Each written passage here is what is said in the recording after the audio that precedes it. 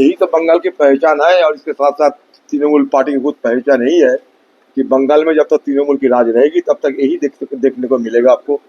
बम, पिस्तौल, गोली, चोरी चकोरे और भ्रष्टाचारियों के दर्शन मिलेगा। इसके बाद इसके अलावा और कुछ नहीं मिलने वाला है।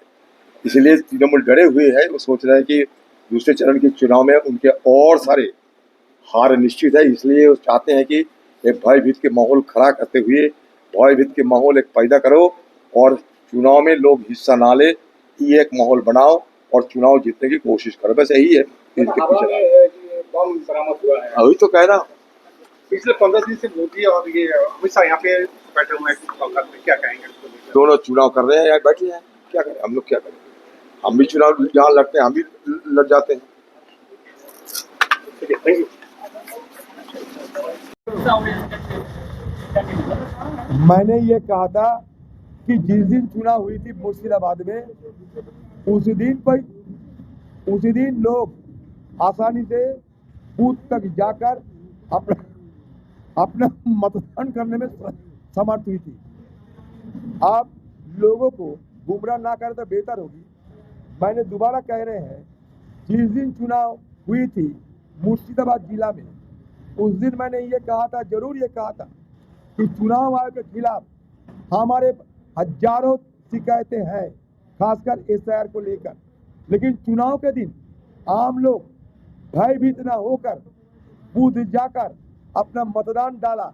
ये इसलिए उसी दिन के लिए, उस समय के लिए, ये मैं केंद्रीय बलों की जो तत्परता उसका मैं समर्थन किया था। জানেন যে আসানসোলে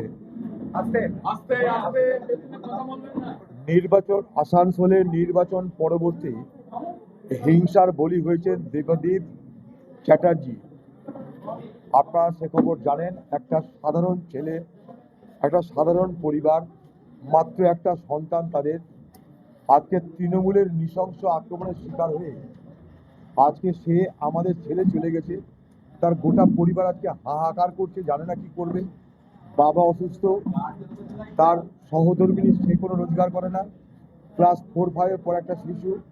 তৃণমূলের এই সন্ত্রাসে আজ সারা বাংলা আজ তার ভাষা হারিয়ে ফেলেছে।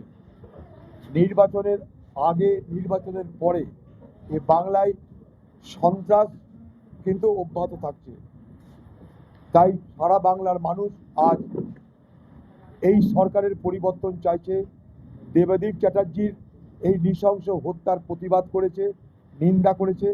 এবং আমাদের পার্টির যিনি সর্বোচ্চ স্তরের নেতা, ভারতবর্ষের পার্লামেন্টের যিনি বিরোধী দলের নেতা রাহুল গান্ধী, তিনি নিজে তার এক্স হ্যান্ডেলে এই ঘটনার প্রতিবাদ নিন্দা করে এটা স্পষ্ট করে বলেছেন যে টিএমসির গুন্ডাবাহিনীর হাতে, আবার বলি, রাহুল গান্ধী স্পষ্ট করে বলেছেন টিএমসির গুন্ডাবাহিনীর হাতে দেবদীপ চ্যাটার্জিকে হত্যা হতে হলো।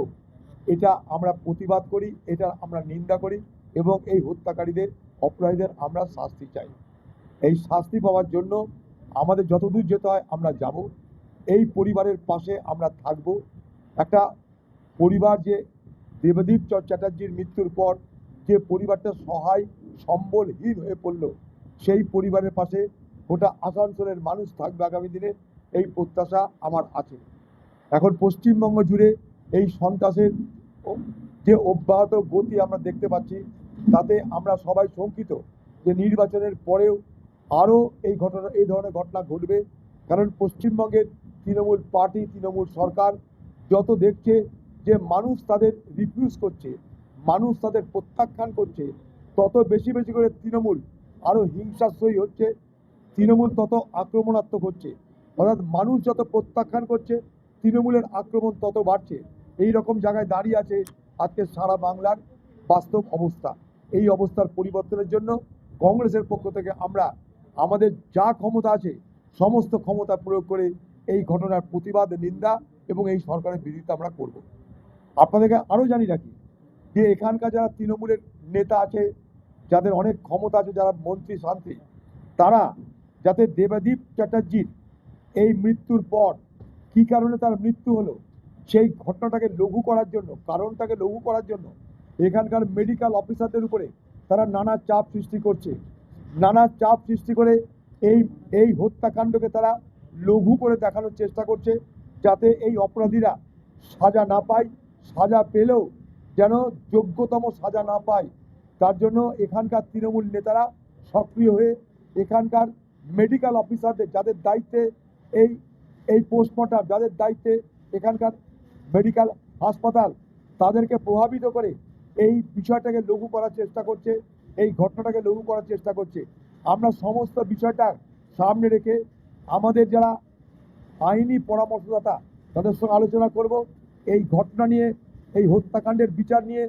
আমরা শুধু জেলা কোর্ট নয়, জেলা কোর্ট থেকে হাইকোর্ট, হাইকোর্ট থেকে সুপ্রিম কোর্ট, আমরা সর্বত্র এই হত্যাকাণ্ডের বিচার চেয়ে আগামী দিনে যাব, তার সঙ্গে আন্দোলনও করব, আইনি আন্দোলন এবং আইনের বাইরে পথে নেমে